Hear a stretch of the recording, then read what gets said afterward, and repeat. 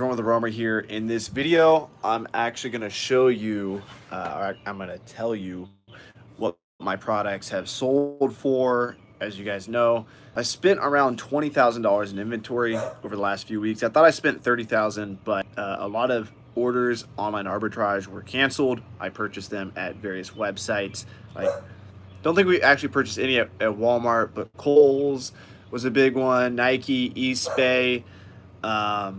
A lot of different weird websites, and sometimes they just canceled the orders. And so just know, if you're going to purchase from any of those websites, that there's always, any website ever, there's always a chance that orders can be canceled.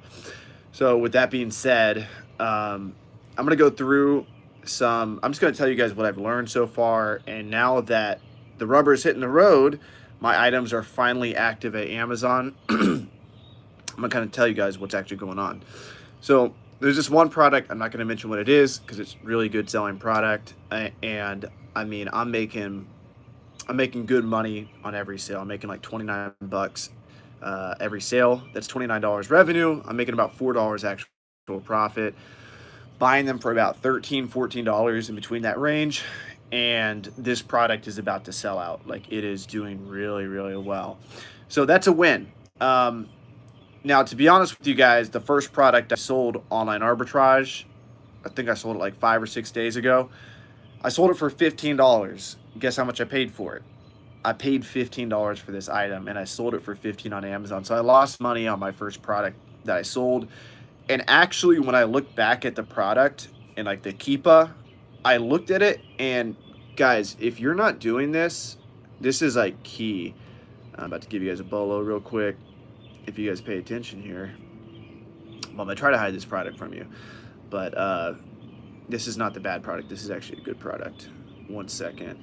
If you guys don't know how to do this, this is huge. I did not realize Keepa is much more advanced than I thought. With book selling, generally we have 1 or 2 variations. You might have a loose leaf book on a variation, but Keepa with other products, Keepa in general, very, very complex software. There's a lot of different ins and outs, and it's really crucial to be able to get a pretty good estimate of how often a product's actually selling and what price it sells for.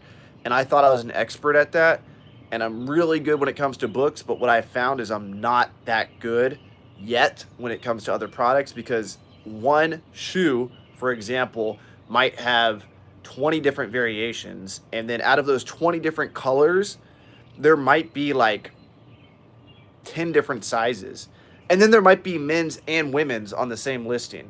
So you need to get good at determining how often an item actually sells. So I'm actually gonna, you guys can probably steal some of my products here if you pay attention, but that's why you guys like this video, right? This is why you guys come to my channel, is to get the good shit, right? So if we're here, the real purpose of this is I'm showing you guys what could have saved me a lot of money. Is so price history here. You guys know this is like right here. This is how often. This is a price history of the item, right? But if you go to data and you click on buy box statistics, you can see what the buy box is. And the reason why this isn't a big thing in the book world is we don't care about the new buy box. This is all new buy box here. The new buy box is 110, 109, 121, 110. So I know I can pick this item up for 70 bucks and I can sell it for 110, which is going to be whatever ROI, maybe 30, 40%, 30% probably ROI. Okay? The products I was purchasing a few weeks ago, I wasn't looking at buy box statistics, and also never, ever, ever, if you guys are going to do OA, you guys are following my channel, for everyone watching right now, you probably considering doing OA. I'm going to show you guys what never to do. Put you guys up right here, and I'll show you exactly what I'm talking about. Boom, look at Jack, just hit the gym. I look sunburned, that's how white I am. I literally went out to like leaf blow my yard, and I'm sunburned. That is crazy.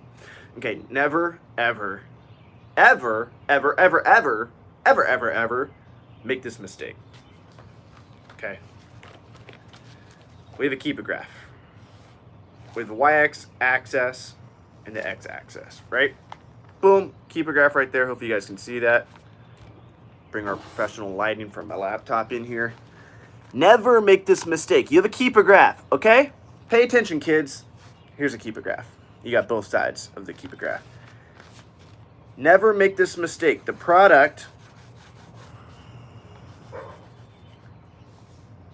the price of the product is, so this is the price history of the product. Never buy a product that looks like this. The price history is consistent, and all of a sudden it spikes up. So usually when the price spikes up, the number of sellers goes down, which is good. So what I was doing was I would look at this and be like, oh, the price went up and the number of sellers went down, so I'm going to buy this. And I, my optimistic ass thought that the price would stay high. Wrong.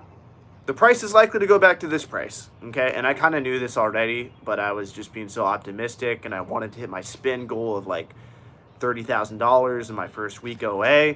And so I was trying to buy everything. And so I was like, oh yeah, it's going to stay. It's going to. A lot of times, this should be an instant red flag. I now actually, we're incorporating it into our standard operating procedures for my team when they go out and source products. I hired 3 virtual assistants to source products for me. And we have a rule now. We call this the price increase of death. Now, there's an exception to this rule. If the price increase of death, it is okay to purchase the product, but only if this price right here, the lowest price that the product has ever been at. So go to Keepa and find the lowest price that it has ever dropped to. If the product is either break even or profitable at the lowest price that it ever dropped to, then we can purchase the product. Then and only then.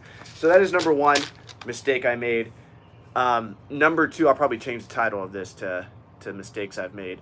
The number 2 mistake that I made was actually, and I was watching Warner Fields of Profit today. I'm going through all of his YouTube videos. You guys should go watch the video that I just posted with him, and there's future videos coming out.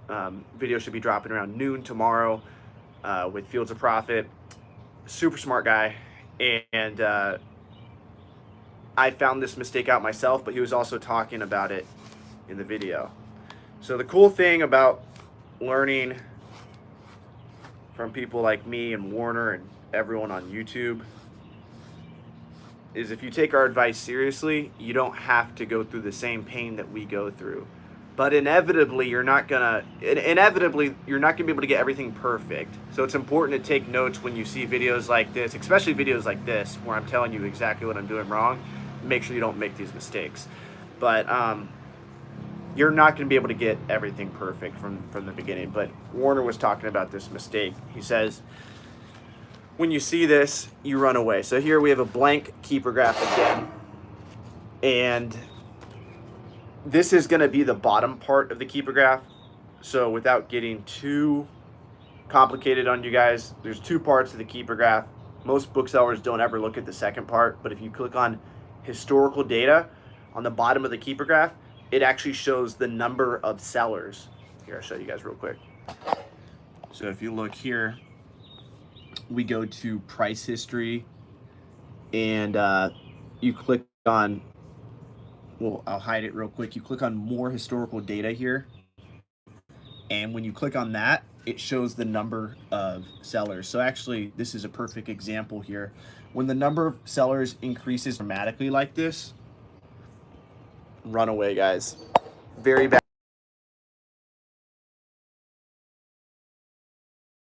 What we learned back in school, I don't know if you guys took finance in school, but you guys should know by now that what happens when the suppliers increase? What happens when the number of sellers increases on a listing? The price goes down, okay? So if you ever see this in the bottom part of the Keepa Graph, for the number of sellers, get the hell out of there. Okay? Get the hell out. You just see that line increasing like that? That means a lot of people are hopping on the listing, and the price is likely going to go down. Now, there are a few times where I think there are exceptions to that rule. There's always exceptions to every rule ever. Don't ever think that when somebody says something, it's set in stone. Most of the time, there's exceptions to rules, especially with stuff like Keepa. For example, some products have a minimum price. I don't know what it's called, but there's a minimum price that you're not allowed to go below, because the manufacturer or the distributor doesn't allow you. Usually the manufacturer doesn't allow you to go to that price. The brand owner does not allow you to go below that price, but that's more with wholesale. But let's go over a few more things that I've learned. So I'm going through my orders here. So I found one product really good. I just ordered 150 more of that product, spent about $2,000 on it. And it's currently on sale on a website, so I want to make sure that I'm able to purchase it while it's still on sale. I don't know how long this product's going to be around, but 150 should keep me in stock for at least a month. Hopefully I'll be able to sell that within a month. I have 50 left, but it's going to sell in the next few days. I'll be out of stock. I just sold this item for 25 bucks right here. That's profitable. Also did some wholesale. I don't really consider it like the real wholesale though, because I kind of cheated. My prep center just messaged me, hey, do you want to buy all these products? I bought them. They're selling for $42 a pop. Actually, I'll tell you guys what this is. Starbucks limited edition, these pods. I'll show you guys. Go in here. I'm selling these for, this is a 72 count. 42 bucks. I think I'm making like $6, $5, $6. I'm buying them for 20 a pop. But I'm selling a lot of them. Selling them fast too. So that'll sell out pretty soon. So those are getting my sales up there as well. And then let's see what else we have here. We also have now, I will say this. I don't have a repricer set up yet, just because I'm being a psychopath and I'm just checking my sales like every hour. And I'm repricing manually every night just because I have less than 100 ASINs right now. But I should have like more than 200 ASINs pretty soon. And I will blow my brains out if I have to manually reprice 200 ASINs. I'm not doing that shit. That shit drives me fucking crazy. I don't see how psychopaths like Flips for Miles can do that. Absolutely fucking insane. Flips for Miles in the house. Speaking of the devil, if you have 20 ASINs, you should still be repricing.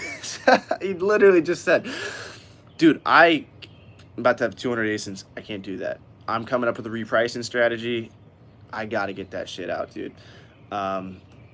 But what we are doing is we're setting minimum prices. So the first minimum price we're setting is 10% ROI. So our minimum price from the get-go, we're making sure that we still get 10% ROI. And then after the item has been 2 weeks active at FBA, we're actually dropping the price to break even. So break even with the buy cost. And then 2 weeks after that, we're dropping the price to basically break even on Amazon. So basically not losing money. As long as we sell the product on Amazon and don't lose money, then we're happy. And if you see here, I'm actually, oh, I don't want to show that. I'm selling these books right here. If you see those bottom two books, I'm selling a lot of books at $7 right now. And that is like right at the price where if it's a big book, definitely losing money. Smaller book, I might be making 20 cents to $1. To maybe if it's a really small book, like $1.50. And so I'm thinking, should I even be dropping the price that low? During our restock limit days, I'm like 100%. I want to sell as much as I can because I want to keep my restock limits high. But now I'm thinking maybe I should make my minimum price like $9 and then liquidate stuff if it doesn't sell. Because the problem with that is if I sell an item for $1 revenue, I pay, because all my books aren't consignment, so I pay somebody else 50 cents. All my restricted inventory customers, shout out to you guys, I pay you 50 cents. I give you your 50 cents. I don't charge you for prep. But I'm paying that dollar prep, and so if I sell an item for 50 cents, I'm losing the dollar. But that's another story. Trying to see what else I've sold here. So that one item doing extremely well. Again, I ordered 100. It's the first item that I've reordered. Keepa, literally so steady. The Keepa Graph, this is what you want to look for in a Keepa Graph. You just want that steadiness, steady, steady, steady, steady. It's not jumping all over the place. So Keepa's phenomenal on that. Now, I am casting my net wide. I'm not going deep on a lot of products yet, but I think I will be going deeper as time goes on. But the idea is if you cast the net wide, then you never get extremely screwed. Here I sold this t-shirt for 32 bucks. Nike t-shirt, $32 sales. I think I paid like 14 bucks for it. Probably made like $5-6 profit. I mean, that's like over 30% ROI. It's pretty good.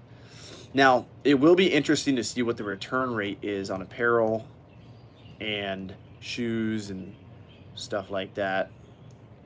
Let me go through more of these. Yeah, so that's everything from the last 2 days. So I haven't sold a ton of stuff yet. Now, another part of this is, let me go to my inventory, manage inventory. And so something that's kind of freaking me out is a lot of inventory. And I only have, like, again, I'm casting my net wide, so I only have a few units in stock for all these. But there's a lot of products I just haven't seen a sale yet. But they're also not extremely fast selling items. Like these items sell, like the variation sells like 30 times a month maybe. So like one a day. So I shouldn't expect to sell it instantly. But I did go deep on a few different brands. And one of the brands that I went deep on, is really, really fucking good, guys.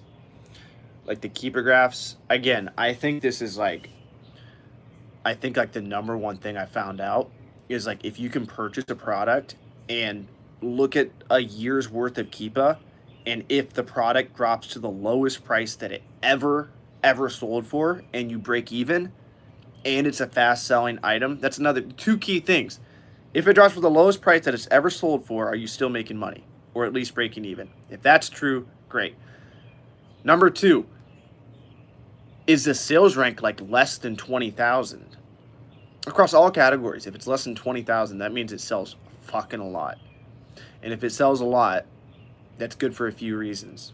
Think about this. If an item sells a lot, obviously it's good because it sells a lot. You send your items in, you sell a lot. So increased volume of sales, number one. Number two, another reason why it's fucking amazing to have massive demand on a listing is because the price actually stabilizes. If the item is selling that fast, there's no chance for lowballers to exist on the listing, because the moment they go low, they sell out and the price gets brought back up. So two reasons right there why. So like, for example, here's this item. It was like 70% ROI, right? I have it listed at 89 bucks right now. 52,000 sales rank. About 13 of them. One of them is active on Amazon. The featured offer is now at 69 bucks. The one thing I don't like about OA is I can't show you guys my screen all the time, because then you guys will know the product. But let me voice you through this. Hopefully this isn't too boring for you. Okay, size 10. So this is a shoe. And the reason why, if you guys are like, why is he going so deep on shoes and different products? It's just like what I know. Like everyone I know who's crushing it is doing. I know a lot of people crushing it with shoes. What the hell? Size 10 men, 12 women. Okay, yeah, so at 69 bucks, I'm still making 30% ROI. So, I mean, that just goes to show, like, the rule I just said. Like, I wanted to sell this for 89, price dropped 20 bucks. I'm still making $11 profit, 29% ROI. And this item sells a lot too. And I don't think there's any FBA offers, so I might just stay at 89. I probably should stay at 89. Or you know what else I do is this. I might show you guys a Keepa on this actually. Yeah, there's still a buy box. Yeah, something else you can do. So in the book world, my mom's home, so I'm about to go. In the book world, if you have a book, you sell it for about, like, let's say $100 the book's selling for, which is common for textbooks. You can sell that FBA for $120, $130. You can get 20 to 30% prime bump. With other products, clothing, etc., you can only price $5, $10 above the buy box. You can't price these crazy amounts above the buy box. So it's important to look at Keepa. Let me hide this shoe from you guys. You guys will instantly know this shoe if I show it to you. So, boom, let's slide you guys in there real quick. I don't know if you guys can even see that. Right there. So this is the highest that the buy box has ever sold for. This is, and guys, this is something else important. You can filter by buy box and Keepa, and there's a pink line. The moment that pink line goes away, that means the buy box wasn't there. It means us as sellers probably got too greedy. The price got too high. Amazon said, fuck you, and they took away the buy box. Why do they do this? Because they want the price to lower, and if there's no buy box, all the sellers are going to lower their price until the buy box comes back. So what you can do is you can look for the price, the buy box history. Where are we at?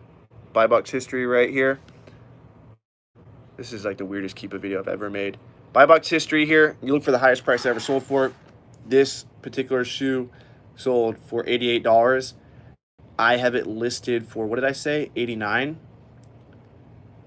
So I should probably drop this to 88, and maybe the buy box will come back, because that's historically speaking the highest that it's ever been. So anyway, that's an update on what's going on. Stay tuned, guys. I spent 20 grand on product. I'm spending more and more. My goal to get up to 100K spend ASAP per month. So keep following, guys, and see what the hell happens. I will be moving to Columbia pretty soon. I'm still here in beautiful Nashville, Tennessee. We live in a beautiful fucking country, guys. United States of America. I know you guys can't see anything. Look at that sunset. Go ahead and, if you guys haven't already, subscribe to the channel, like this video. It really helps out. It really helps boost my ego. Shout out Mama Romer. Hey, hey. What's going on? We're live on YouTube right now. Okay. They've been waiting for you. Yeah, I've been come here. at a sports meeting. Come here and say hi, the athletic director of Bellevue Yes. Middle School. And yeah, that's it, guys. Much love. Peace out.